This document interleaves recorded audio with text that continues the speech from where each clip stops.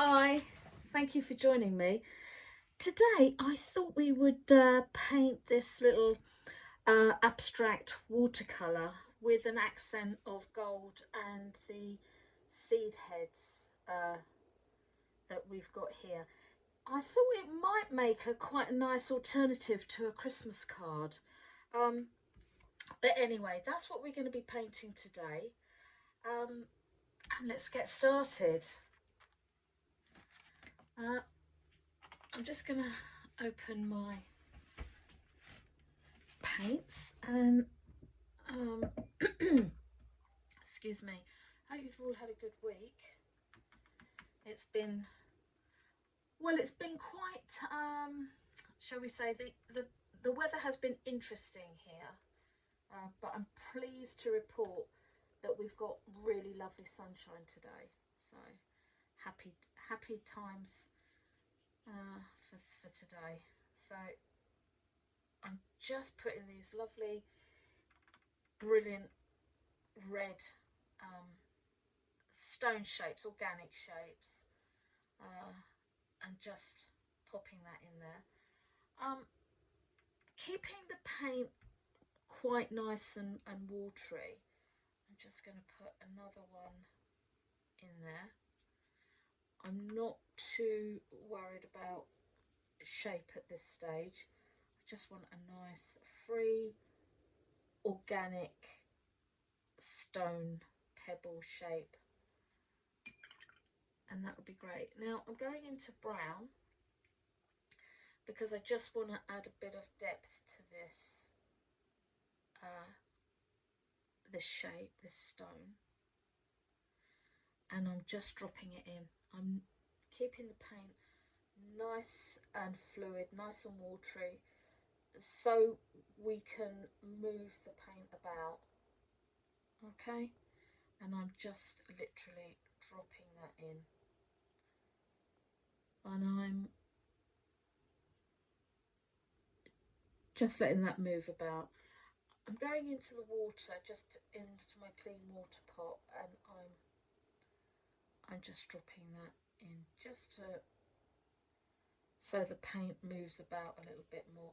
Now, if you don't want to have so much brown in your stones or your or the shapes that you want to put, could be squares, could be rectangles, whatever shape that you naturally lean to, then that's great. On the one that I did when I showed you earlier, I kept that quite red because I thought it would be really nice to have that really lovely pop of the kind of a nod to the berries and stuff that are going on in our at this time of the year. But it's entirely up to you. I actually quite like the brown in there, but I am going to drop a bit more of the red in, just to give me that extra um, just that extra element really, and to see how it dries, because watercolour does dry much more lighter than it does when it's wet. And I don't know whether you can see, but the the paint that we've laid down is really granulating quite nicely, so I really like that. So what I'm going to do now is, with a nice bright yellow, I'm just going to make another, well, that was quite orangey really. I'm getting really low on my yellow, so mine's going to be orange, but whatever colour, as long as it's a nice contrasting colour. And if you want to bring yours out a little bit more, absolutely, to fit the space that you're in, brilliant, that's good. Okay. Again, I'm trying to get as much as the of the paint that I've got in my pan, because I'm fast running out. So I'm just going to drop that in there, like so. I don't know whether you can see, but there's some really lovely striations going on there. I really like that. Let's see if I can get some more of this lovely lemon yellow out and drop that in. Kind of scraping the bottom of my pan now. I'll have to get a new one.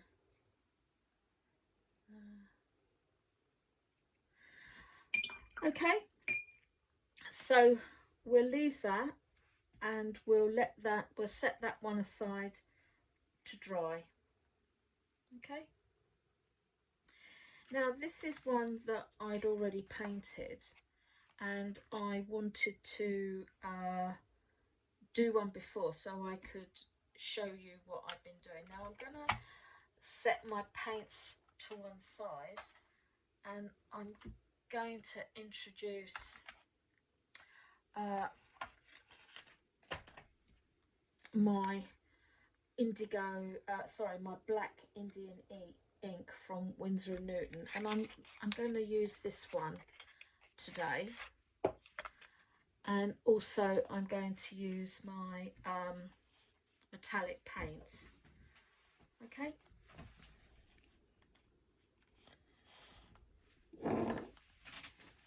And as you can see, it's dried really quite nicely, and I've dropped in a little bit of the brown. I didn't drop the brown in with the red on this one, but I think you get, it was just to give you the gist of it really. So I'm going to carefully open up my ink. Now, if you want to, you can use your HB pencil, and you can just put your marks in where you want your seed heads to go, and just mark that in, and then go over either with your gel pen or your black gel pen, your fine liner, or like me, your ink, or if you want to, you can use your black watercolour paint. Now I'm going to flip this on its side, and those of you who know me know that I don't have the most steadiest of hands, so I'm just going to lightly just put these 3 marks in, and then I'm just going to join it up. Okay, like so. Now I'm only using just the tip of my brush. Now if you've got a fine liner pen, that's brilliant, because you're just going to it'll have a nice fine line on. But when we're working with a paintbrush, we kind of want to keep it as thin as possible, really. Okay, and just do as many of these lovely seed heads as you like. Keep it quite nice and free and loose. I think that always works well. And just put these lovely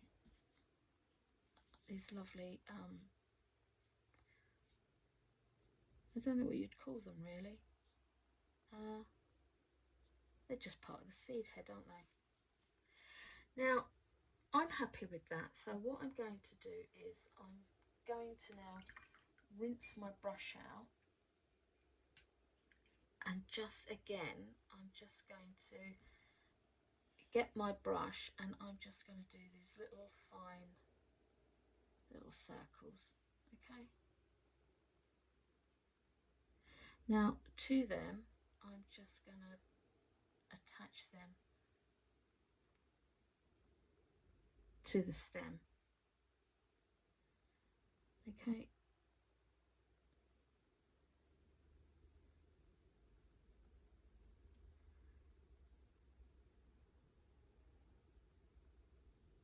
And just work your way around. I tend not to do any more than 5 of these little heads, these little seed heads, because I think it tends to get a little bit, it can get a little bit cluttered. And vary your size up.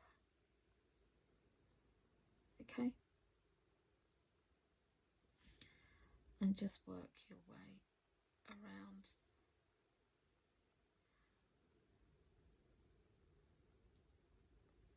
Like so. And then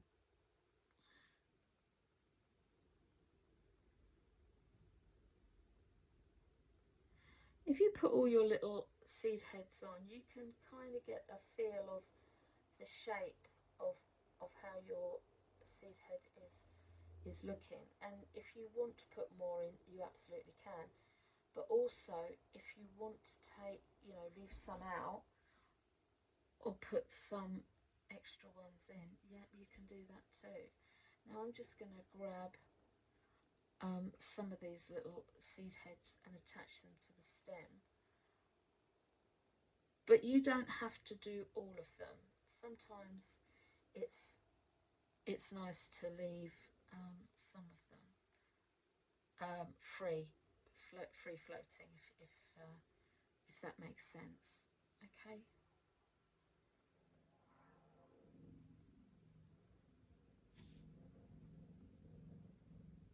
And just join them up.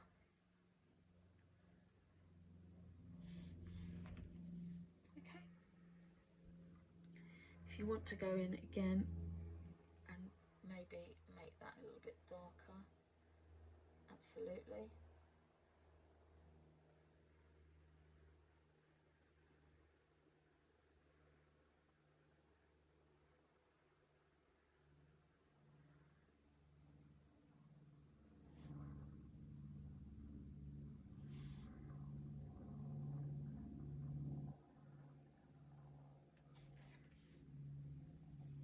Okay. Now I am going to put the lid on because it would spill, and black would be horrendous, wouldn't it? So I'm going to change to my size 4. I'm going to change to my size 4 Princeton brush, and I'm just going to activate classic gold. Really mix that paint up because you really want to get a good coverage. Now I'm just look to see where you want to maybe balance up your painting, and I'm just going to freehand with a nice gold disc. Now if you want to, you can go around something and then mark it with your pencil just to get that perfect disc, if that's indeed how you want to you want to paint add your gold. That's a really good way. Just going to put a little gold disc in there. Now I think the gold really does enhance the painting, but you can put your gold discs wherever you think, yeah, I like that. I'm putting these ones in different areas of my painting than the one that I showed you earlier, and I've done it in the opposite way. Now I'm just going to clean my brush out. I am going to put, I think I'm going to use my glue pot, and I want to put maybe something there, maybe let's put something in here. Now with my pencil, I'm just going to very, very lightly just go round. Okay, well, I didn't really go very round very well on that, so I'm going to go round again. Yeah, I can see that this time. Going back with my Japanese watercolour brush, and I'm going to just get the tip, just the tip of my brush, take off the excess, and then down the middle I'm just going to put these lovely lines. Now don't worry if you've got a wiggly hand, that doesn't matter. It actually, I think it adds to the painting when it's not absolutely perfectly straight lines. But just go down.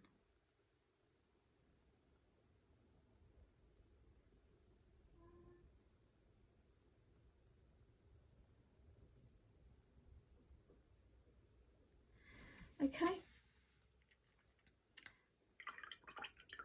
and there we have it. There we have it, a really lovely, easy little watercolour that's, I think, would make a great Christmas, a different kind of Christmas card. So there's the two, there's the one that I did earlier, and that's the one that we've just done now. And as you can see, I've changed it up a little bit, but yeah, I hope that gives you a nice idea of how you would like to plan your painting out. It is lots of fun. I hope you give it a go, and see you again soon. Take care. Bye.